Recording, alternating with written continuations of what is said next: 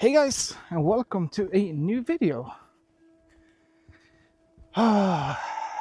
This hike didn't start as I wanted to. Let me show you why. Just too many things in my hand. The display works, so I don't think the actual screen is well, the screen is broken, but the display is not. But that's not what I'm going to talk about today. Today we're going to talk about how to maximize the dynamic range of Micro Four Thirds. But before that, I just want to introduce myself for those who's new to the channel. I'm Jimmy, a hobby enthusiast photographer based in Sweden. So what is dynamic range? Well, dynamic range, the easiest explanation is basically the difference between the brightest and the darkest point of a photo where the camera can still capture or retaining detail. A higher dynamic range means that the camera can capture more detail in dark and the bright at the same time. So, of course, a larger sensor can capture more light and more dark, more shadows rather, at the same time than a Micro Four Thirds. Kind of logical, actually. Of course, there's a more technical side to it as well, but that's enough to actually just understand, well, the basics of it. So what can we do to maximize our dynamic range? Well, one way is to be out when there is soft light, like sunrise or sunset. You may have heard of the golden hour before, maybe. There's also other perks photographing in golden hour, and that's one of them rather is photographing in natural light creates a more balanced exposure. It was supposed to be no wind and bright sun today, but look at this. But if you're anything like me and work full time or have other obligations and you can't go out every day to chase that perfect light, well, there is other ways as well. So one another way you can maximize the dynamic range is exposure to the right, ETTR. And I'm pretty new to Micro Four Thirds, but I know when Micro Four Thirds came out, it was a big thing going ETTR, exposure to the right. And that's basically, when you look at your histogram, you wanna move that histogram as much to the right as you can without starting to clip. And hopefully you can see this now. Right now I have a big spike on my histogram here, but if I start to move, now the sky is blown out, and that means I can't exposure more than this to the right. This is the max I can exposure to the right. But let's say if it was something darker like this, I could move this a lot more to the right before I start to clip.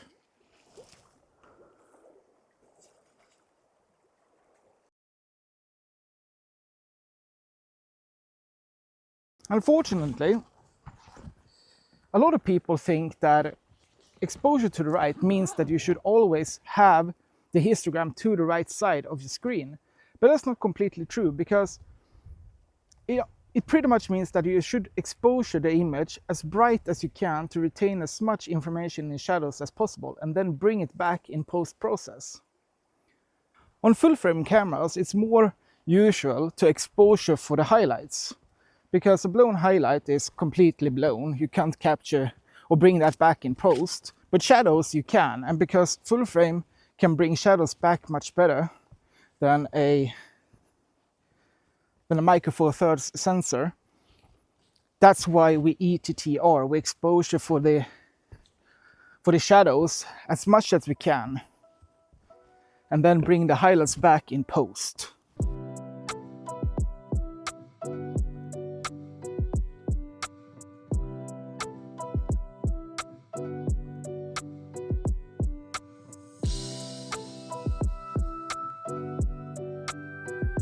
But another way to maximize your dynamic range is by exposure bracketing. And I would say the easiest way to explain exposure bracketing is basically you take multiple exposures with different brightness. So you take one base exposure where the light meter says it's the perfect exposure. Then you can go as far down as you pretty much want to under, and then as much as you want to over as well. Now, usually it's enough by going like 2 or 3 under and 2 and 3 above. And then you just blend these photos together in Photoshop later, and you get that high dynamic range. Did you see what I did there? HDR, high dynamic range. And that's pretty much exactly what HDR is. HDR is the post-process of mixing those images that you take outside of the exposure bracketing. So the exposure bracketing is what you do out in the field. And then when you get back to the computer and blend these photos, that's when it becomes an HDR. My camera, the OM System OM5, has both built-in HDR and built-in exposure bracketing. But I think the HDR function is basically putting out the JPEG as well in the end.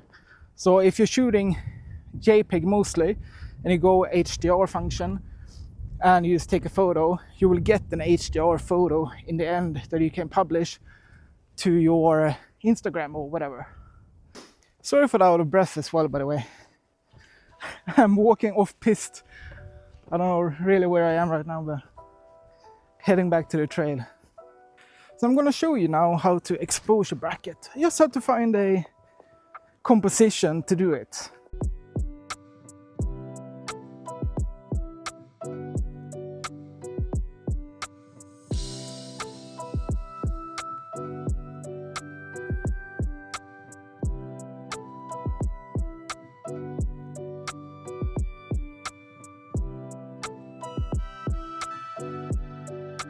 So I finally found a composition.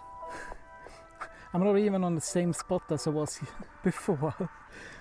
I am now like 3 hours, 4 hours later, and I finally found a spot. Look at this. Doesn't this look nice? I actually have a really nice composition here. I'm just gonna place you guys down here. And I'm gonna show you now. Before, just when I got here, it was way darker, but the sun popped out behind me now and it's shining up the space a lot. So right here is the composition, right? Currently, when I'm at 0.0 in exposure compensation, I'm also in aperture mode, by the way. I'm 0.0 in exposure compensation. I have a little bit of blue spots right down here at the log, and it's not a lot. It could have been way worse, but yeah, they are there. So if I start to increase my exposure compensation here to 0.7, you can see the highlights are blown out on the lighthouse instead. But we don't no longer have any dark spots down here at the log.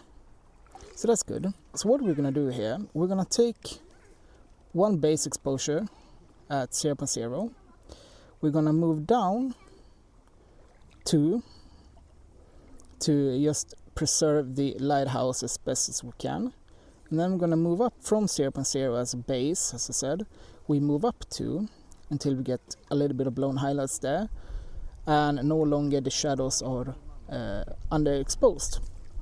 So that's basically what we do. This photo will only be taken 3 images to get, so that's all good. So we're going to start here with the base exposure. I'm just going to take focus. I take one photo. I increase the exposure by 0.7,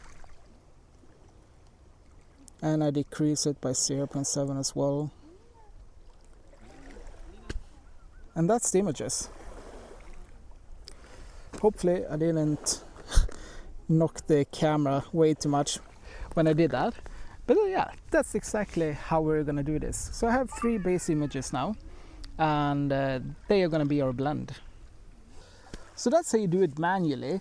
exposure bracketing manually, but most newer cameras has built-in bracketing mode and also HDR mode, and I'm just going to show them as well because why not? I like to just bracket myself because I see exactly what happens. We have the same shot here. If I press my ISO button, I activate bracketing. If then hold bracketing and just scroll once to get this menu, I can see here on the side I have 7 frames, 0.3 EV, so that's the compensation, how many steps it's going to change. So what I need to do next is going there, and I want to choose high sequential shooting. I have the focus at the same spot as I did before, and I just hold the button and it takes all the exposures for me. So if you go back now, you can see. So yeah, that's the shadow difference. Okay, that's nice. So that's the first one, darker, a little bit brighter. So that's pretty nice. That's the bracketing version. But then I have HDR as well. So if I activate that, it says HDR. Just take focus, and that's how it looks. Basically the same thing. You see everything is blown out here. There's nothing, not even the foreground is good here. But we go back off, foreground is still blown out. This is the nice foreground. And we'll go back. The lighthouse is very, very preserved here, almost gray. And this is probably the one I would go for. So yeah, there is other options as well, but I like to do it manually because I can literally see on the screen what happens when I change the exposure. So there's one more thing you can do to get as much dynamic range as possible. That's getting a graduated ND filter. And what that is just basically a physical filter you put in front of your camera, in front of your lens, that darkens the sky, which means you can increase the brightness of your foreground, and that like graded part will keep the highlights not blown out. I never done it myself. I don't own a graduated filter, but the principle is really good, and if you have the option to buy one, I would probably do it myself. But yeah, so that's it guys. That's all the advice I have to maximize your dynamic range on Micro Four Thirds. So if you like this video, hit that like button and subscribe for more adventures and photography. Until next time, have a good day or evening whenever you're watching this. Out!